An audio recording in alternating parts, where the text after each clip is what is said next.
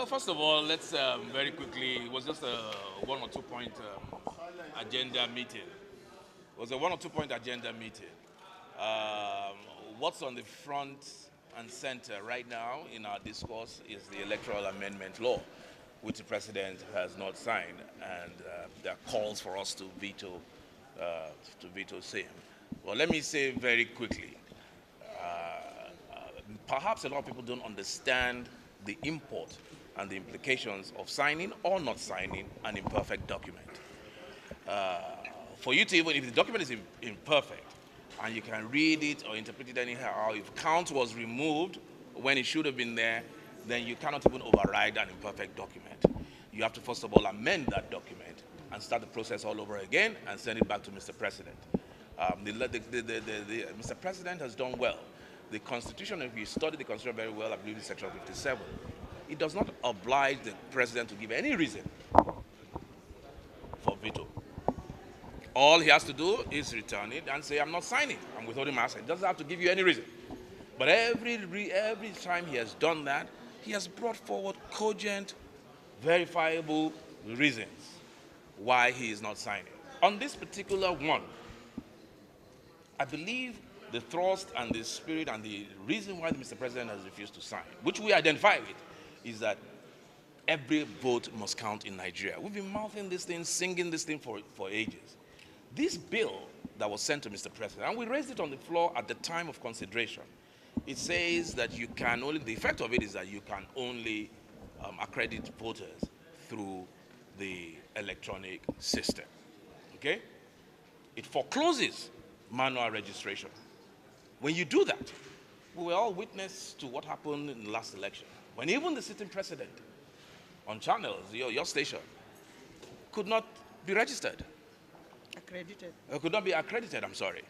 So what Mr. President has done is to protect everybody in Nigeria. Yes, do your electronic accreditation, but make room for the possibility, and a very, very strong possibility too, where such would not work. It's something that happens every day. In the banks, jammers can even be brought in to jam the system. Millions will be disenfranchised, and we don't want that. You and I don't want that. That's a constitutional guarantee that everybody that resides in Nigeria has a right to vote and be voted for. It's in our constitution. So we cannot breach the constitution through an amendment. Now, let's talk about the protocol, ECOWAS protocol that everybody's talked about. It's very germane here. The question we need to ask is, what is the reason for that protocol? Why was that protocol put there? So what's the position of the caucus right now as you people sat? What were the positions you took? Well, very much with the issue, I think the National Assembly should perfect the document, send it back. Mr. President will sign it. There's no question about that. That's our position. Sure. A punctuation, a dot, a line can change the meaning of a provision in a law. Just a single comma can change the meaning and make it ambiguous. We don't want that. And but let's move on. I'm not going to address that. What if PDP members insist? Do we expect a showdown or something? No. Lawmaking is not about insisting. Lawmaking is about numbers. If they're able to muster 2/3 and they want to push it through, there's nothing we can do. But as a party, we're not going to be part of the and you cannot also, like I said earlier, override an imperfect document. It makes no sense. It's garbage in, garbage out. You cannot override an imperfect document. Okay, you have to make amendments to that imperfection before you and then start the process all over again. This point you brought up is an issue that was not alluded to by the president, the issue of whether or not foreclosure or not having electronic, just only having electronic means of accreditation. Is that When the president writes you a letter, more is less, or less is more, like they say. If the president was to allude to all the issues, he'll be sending you a 10-page letter. Well, he didn't say any issue. No. He said that it will create chaos, it will create confusion, it will create... Within those lines, you can read everything that I have said. Okay, what about the time frame factor? The time frame. What time frame? Before the general election.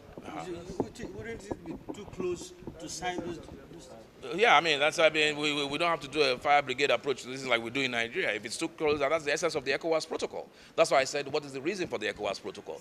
So that people are not disenfranchised. People do not skew electoral laws months before, a couple of months before, to change the goalposts to suit you, whether it's the executive, whether it's the legislature, whether it's the one party, whether it's the other party, opposition.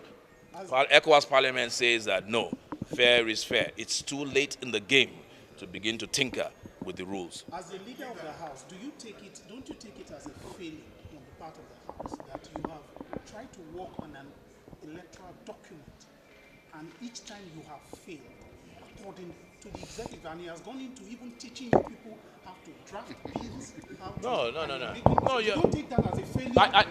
I totally do not, and I'll tell you why. Go to even the most advanced democracies, whether it's US, whether it's Germany, whatever it is. They have a legal department. That legal department is staffed with the best of the best, from Harvard, from Princeton, from the rest of the... About 100 people are sitting in their legal department. It's not the lawmakers that do the final draft, okay? It's the legal department. Go to our legal department here. Perhaps you have personnel of 1 or 2 people. So the blame will fall on the legal department. Yes, it doesn't speak well of the National Assembly, but we've done our work in terms of the principles or whatever it is, any law we're trying to pass. It's for them to do the final, dot the I's and cross the T's, and that's what the legal department. But then again, when the National Assembly asks for more money to staff these people, to do this, to do that, we're met with a brick wall that no, you're getting too much money. So, you know, it's a difficult scenario that we find ourselves. So it's not the National Assembly's fault. If I was to put the fault on anybody, I'll say it's our legal department and we need to do something about the legal department.